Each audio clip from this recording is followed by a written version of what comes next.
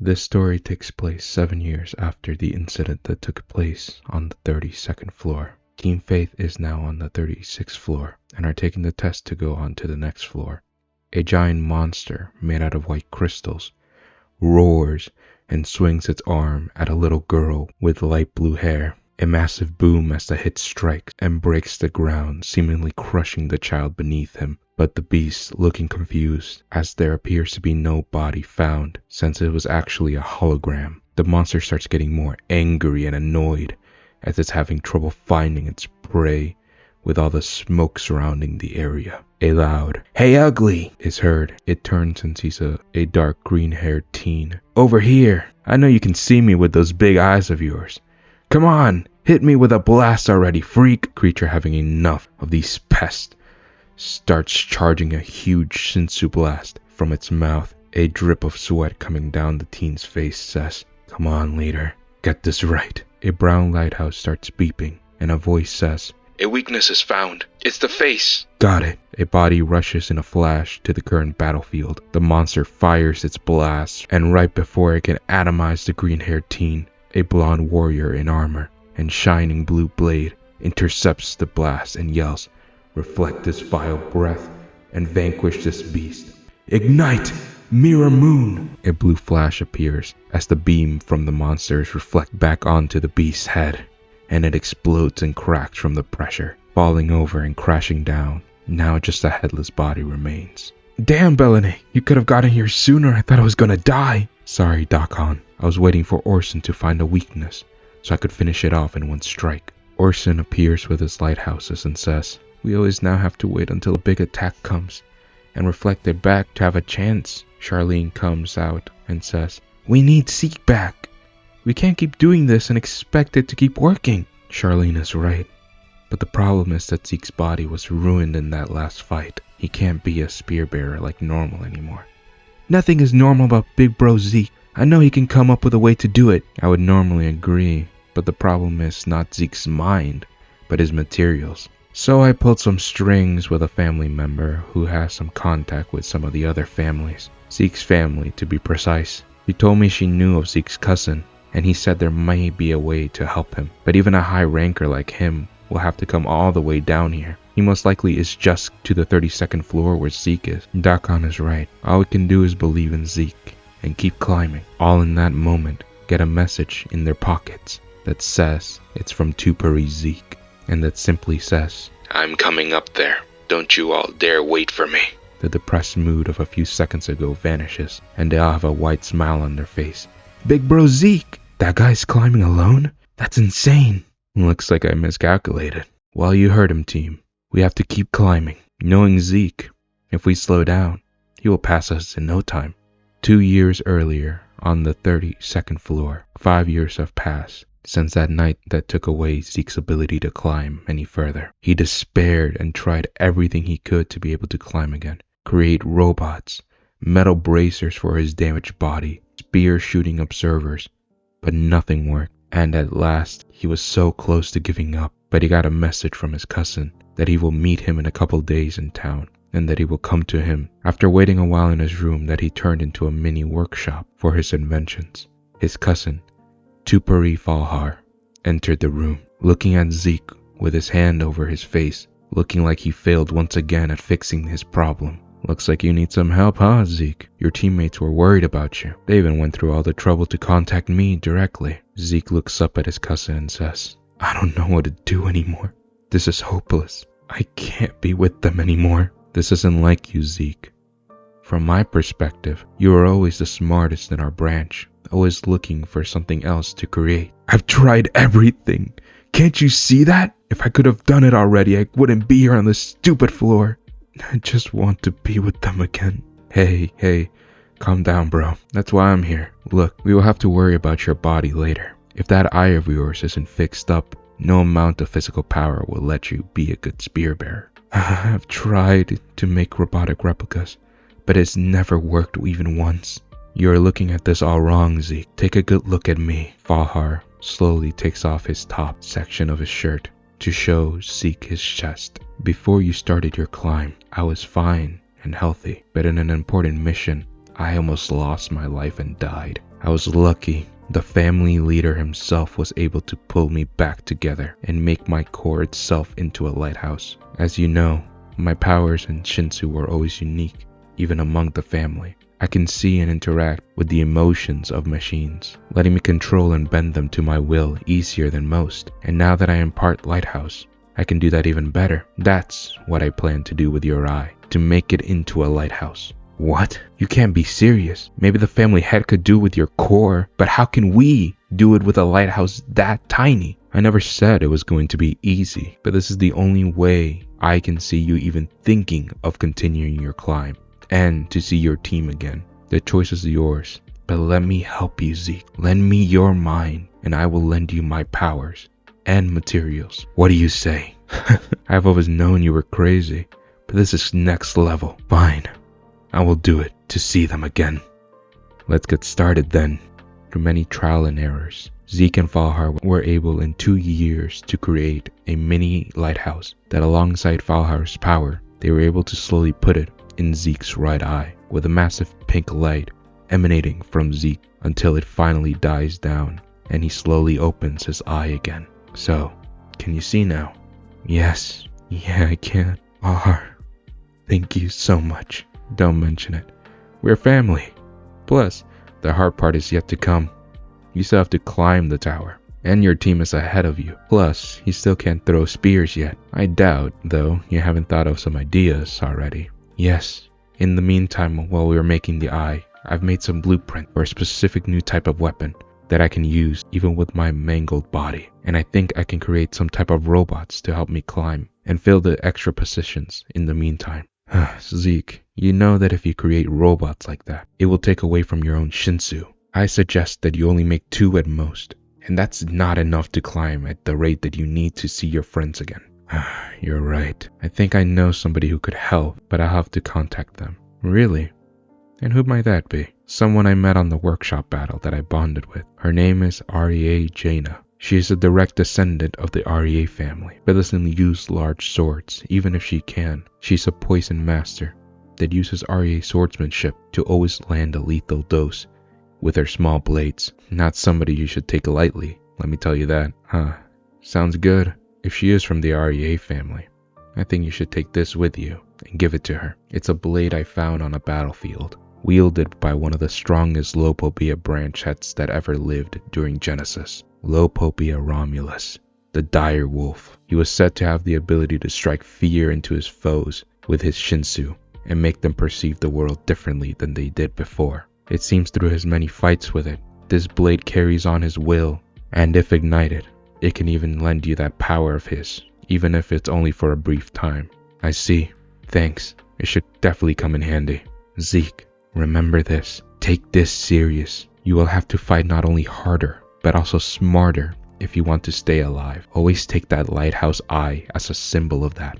I've always thought that you will be a pillar for our family someday, but you can only do that by staying alive for yourself and for the people who love you. With this last piece of advice, Falhar leaves the floor and tells Zeke to make it to the 35th floor and get on something called the Hell Train. He said it would let him speed climb to the 44th floor to catch up to Team Faith. Zeke, looking more determined now than ever before, makes a call on his pocket to Perie Zeke and starts building equipment to let him fight once more. 10 more years pass by as Team Faith, while finding the climb difficult without a spear bearer, were able to keep climbing through many challenges, like the Name Hunt Station on the 39th floor and the Black Mountain on the 42nd floor. But the thought of their friend facing even harder situations made them fight all the harder until they finally reached the 44th floor of the tower. They were told once they arrived that they would be able to find a regular that was nicknamed Black Death, since he is said to wear black clothes like a reaper and is able to kill people from afar no matter where he is. This reaper of the regular area has become one of the most popular D-rank regulars. The team, while having a few guesses of who this reaper could be, still choose to keep on their guard just in case. After exploring a bit of the area and getting some materials they would need, Team Faith went to the test center where they met the test administrator, who introduced himself as Juno and said, Welcome, regulars! Today's test is going to be a bit interesting from the others you have taken so far. Firstly, you will be joined by another team that got here before you. As Juno said this, a massive door opened and Team Faith sees a face they haven't seen in 17 years. Two Perie Zeke, alongside a new team that seems to be made up of two robots and an individual they met once in the workshop battle, but with a different look than before. Perie Jaina. Zeke looks around and says, "Took you all long enough. I almost got sick of waiting." All of Team Faith now having giant smiles on their faces, with Orson and Charlene running up to Zeke and giving him a hug after a short but sweet reunion where Zeke gives Charlene a mini observer that has the words, "Sorry for making you wait," inscribed on its side. Dakon and Belene go up to Zeke and ask him if they can talk to him in private with Perie Jaina. They agree and ask, "Hey man, great to see you up and at it again. But we noticed something that we want to ask you too. What happened to Jaina? Her eyes are purple now." Zeke takes a look at Jaina with a face that says, "You should tell the story." With a long breath, Jaina says, "Zeke contacted me to ask if I could help him on his climb back to you all. And since we shared some moments in the workshop battle, I agreed. I am glad I was able to help him as much as I had. But when we entered the Hell Train, we faced even more difficult tests and enemies. Our ragtag team had troubles at first, and I got heavily injured at some point during the climb, to the point that I thought I was going to die. Zeke was able to save me by doing a similar surgery he had done on his eye apparently, but on my body directly. I now have a body made up of a lighthouse and an observer. My life is now tied to Zeke, in a way, but if he didn't do that, I would have died. So, I still thank him to this day greatly." "So, you're a robot now?" "Not exactly. More like a cyborg. I was thankfully able to make the lighthouse and the other parts be connected to her Shinsu, not mine. So if something happens to me, it shouldn't affect her directly. But I do still need to do checkups on her body every now and then to make sure she is fully safe." "You're one crazy bastard, Zeke. I guess that's how I'm still kicking."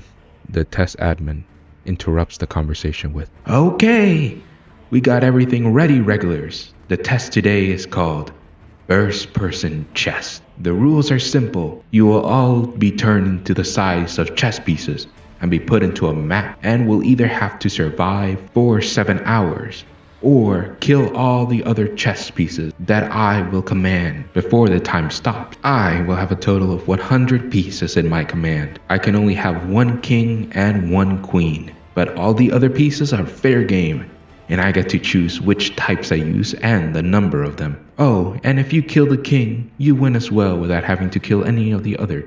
Any questions, regulars?" "Yes, I have a request," says a man with red eyes and an equally red sword that was there among the other regulars, but stayed back on the wall until now. "I would like to ask for another means to win this game." "Ooh, and what would that be, swordsman?" "I request a one-on-one match with a regular on this field, while the rest fight the chess pieces. If I lose, then they will win the game by default, and I fail this exam alone.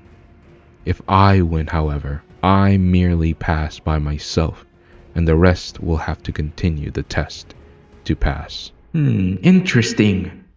And who do you want to fight?" The mystery man draws his blade and points towards Belene. "You.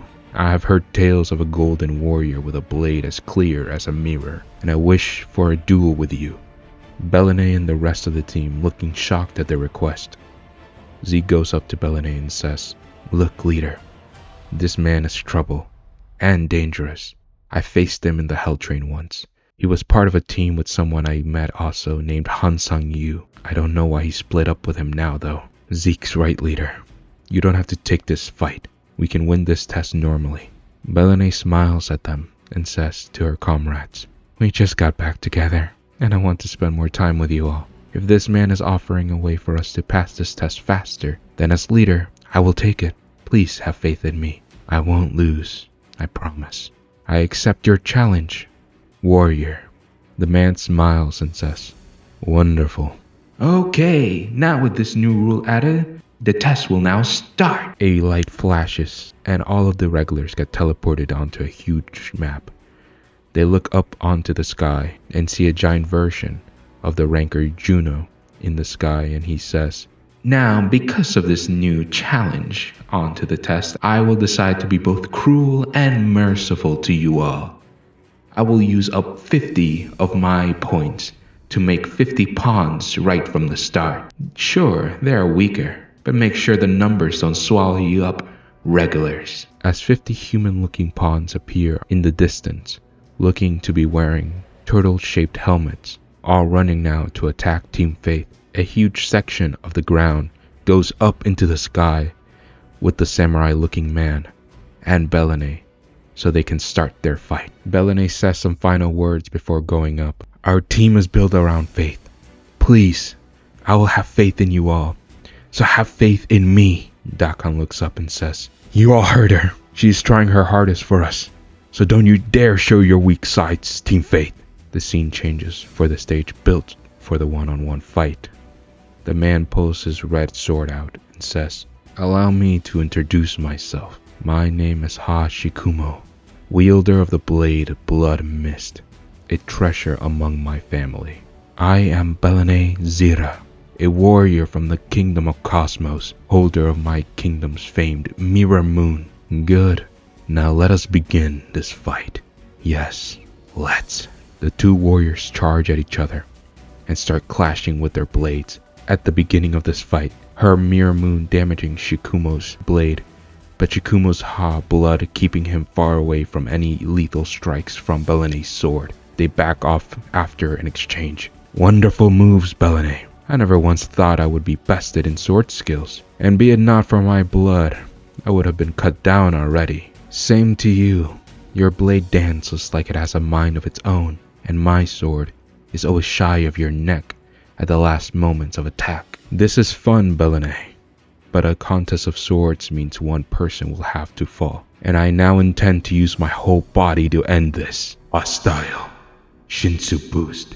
Shikumo flies at Belene in a flash, his body now enhanced. Strange, he seemed to be a smarter fighter than this. Seeing as he wanted to fight me, he must know of Mirror Moon and its abilities. But now he is rushing at me in full power. Well, let's test if he's ready for what happens next. "Mirror Moon, ignite!" As Belene goes to reflect Hashikumo's strike, his blade disappears into mist at the moment of contact and reforms at Belene's neck, who is barely able to react in time, but getting a big slash on her neck, blood gushing. "What was that?" "I told you, warrior, my blade's name is Blood Mist. It has the power to become one with Shinsu and reappear to strike down my enemies. Seems like you've managed to survive this thanks to your instincts." "Impressive, Belene. You impress me as well. I didn't expect to have to face an opponent like you in this rank." "You humble me, Belene, but you're right about something. I could go to the higher floors, but my blade holds another secret to it." The blade starts to reform itself with the blood of Belene. It hungers for blood of strong warriors. After besting them, I myself become stronger as well. You were my next target, Belene, but it looks like we will have to end this dance here. Your wound is too deep, but I will not take you lightly. I will end this with one strike that you cannot escape, a technique passed down by wielders of Blood Mist and my family. Hashikumo gets into a stance and says, "Blood Mist, lethal move, Tsubame Gaishi." As he boosts his Shinsu, Blood Mist disappears, and 3 separate sword slashes strike at the same exact time towards Belene. Belene, looking at the blades flying towards her, has a small smirk on her face, and lightly says, right before the blades cut her down, "Mirror Moon, Twilight Veil." A blue aura shines around her, and in the moment of impact, the slashes, meant to cut down Belene, are reflected onto Hashikumo, cutting him down, he himself only being held together now by his blood. "What? You miscalculated, Shikumo. This is a move that I learned to protect my team against a tyrant named Kaiser on the 39th floor. It allows me to take Mirror Moon's light onto my body reflecting harm on impact. Damn, I really did fail that. But don't think this is over, Bellene. It seems that your technique of yours isn't stopping your blood from flowing down your neck. Now both of us are wounded, so let us begin round 2 of this fight. With a serious face now, Bellene says, yes, let's. While the battle between the 2 warriors is continuing, the war between Team Faith and the 50 pawns is continuing as well. Dakhan starts off the battle by enlarging goblin smoke and filling the battlefield with a huge smoke cloud. Surprisingly, Zeke rushes in and the rest of his ragtag team follows him. Dakhan yells, "Hey Zeke, Orson still hasn't given you the enemy's location yet." And while he says this, Zeke's right eye flashes and says, "Don't worry, with this I can fight even in your smoke. Beta, start hacking away at these pawns. Delta, give us a boost. And Jaina, go for all the ones I don't manage to hit." All 3 members nod their heads, Beta's arms transforming into blades, while Delta starts sending out a wave that enhances the Shinsu of the rest of the team. With this boost, Beta in a swift motion slashes at the pawns. Zeke summons an inventory and pulls out a gun, and as he does, he grabs it and it starts glowing with his Shinsu flowing around it. He starts sending bullets raining. While some hit, others miss the mark, until lighthouses appear at the sides of the pawns and teleport the missed bullets right into their heads, healing them immediately. Some of the pawns that are still remaining try to break past and strike Zeke from close range, but in that instant, Arye Jaina steps up and says, "Arye swordsmanship, tip of the ivy." And in a flurry of slashes with a mini blade, she lands all of her hits on their necks. While nothing appears to happen at first, all the pawns hit start to spaz out, and their skin begins to rot away as they fall to the ground like lifeless dolls. With around 30 pawns being taken out, Jaina looks at Zeke and says, "Shall I pull it out now? They seem pretty scared." And Zeke merely says, "Yeah, knock yourself out. If we can pass this test faster, the better." Jaina starts walking forward, and the pawns, looking more scared than before, begin to shake at her presence. Arye Jaina merely takes a breath and pulls out a different tiny blade.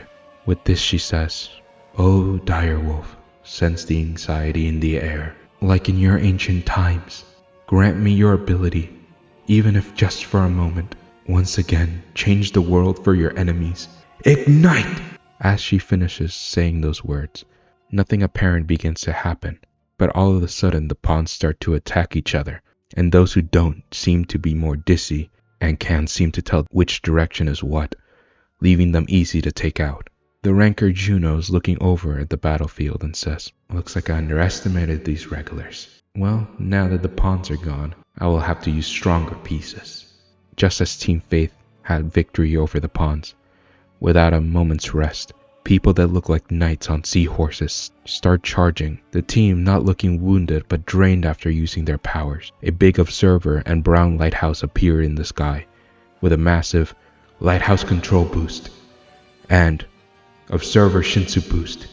The effects of these 2 boosts start to give the team a second wind, as Charlene says to Zeke, "We lost 17 years ago. We won't stand on the sidelines and see that ever happen again." Dakhan charges in, covered in black ash, and tells Zeke, "She's right, man. You ain't allowed to leave anymore. Come on, let's fight together. Don't you worry about taking some damage. I have a feeling it might help out the leader in the end." With all his comrades now at his side again, Zeke gets a small smile on his face and says, "And you all called me crazy. Delta, go assist Charlene at boosting us. Jaina, Beta, let's follow Dakhan into battle." They nod and charge at the enemy once again. While the second wave is taking place, the battle of the warriors rages on, with their blades clashing over and over again. Amazing. Shikumo is able to pinpoint the parts of my veil that have the least protection and slash me while taking minimal damage to himself. Astonishing, Bellene. She's keeping all her important vitals protected by Miramoon's veil. A killing blow to her will kill me instead. What a wondrous battle. With another clash of their blades, they push each other back, both now bleeding heavily, and slowing down as a result, both now knowing this next clash will be their last. "You are a great warrior, Shikumo, but You fight by yourself and for yourself, in a want to be stronger. I seek my strength and victory for my comrades, so I shall remain victorious in this battle, and you will fall here." As she says this, her blue veil disappears, and her blade starts to glow a violent bluish hue. Belene closes her eyes. "Mirror moon, heed my cries. Take my faith I have for my team, my faith for my kingdom, my faith of my own skills, and reflect them onto my foe." So this is where the curtain falls, huh, Belene? I will always answer a warrior's faith in kind. Blood mist, prepare to feast on my foe's blood. In one singular flash, they both prepare for their final clash. Ignite! Tsubomi Gaishi! The warriors slide past each other, and in that brief moment, where nothing seems to happen, Shikumo's chest is cut open with multiple slashes, seemingly to have taken both of his attack reflected back on him, and Belene's slash at the same exact time. Blood gushing from his mouth, he firmly stands on his feet. He says his final words before collapsing. "Looks like your faith was stronger than mine, warrior." With the defeat of Shikumo, the test is frozen and ended by the ranker Juno, who lets Team Faith ascend to the next floor, but not before Belene asks for Shikumo's safety to be secured. Juno tells her not to worry and that he is getting treated at the moment. The Ha family are one of the most stubborn of the 10. He should be fine with some treatment and rest. I am glad to hear that. He was a warrior who demanded respect. It would have been a waste to have lost him like that. Before Team Faith go up to floor 45, after being healed up, Zeke goes up to the team and bows and says, "Sorry once again for my reckless actions. I promise it won't happen a second time. I made you all wait for so long. I promise on my new eye that I will never fail you ever again. I will make sure to get you all to the top of the tower. And Jaina, I wanted to officially welcome you to Team Faith if you will have us." "Of course, Zeke. I've already put my life in your hands many times. I have faith in you," Belene says. "And faith is what this team of ours is all about. You and Zeke are welcome back with open arms, of course." Enough with the sap fest, guys. We have a new floor to climb, and today was exhausting. I really just want a good nap. Yo, Zeke, you owe Charlene and Orson new equipment for your wait. Zeke smiling at Dakon and the rest of his family once again, and says, "No problem. I got all I need here again. Any materials will be a drop in the bucket in comparison." As they all have one final hug, they finally ascend to the next floor to signal a new beginning for Team Faith and their climb up the tower.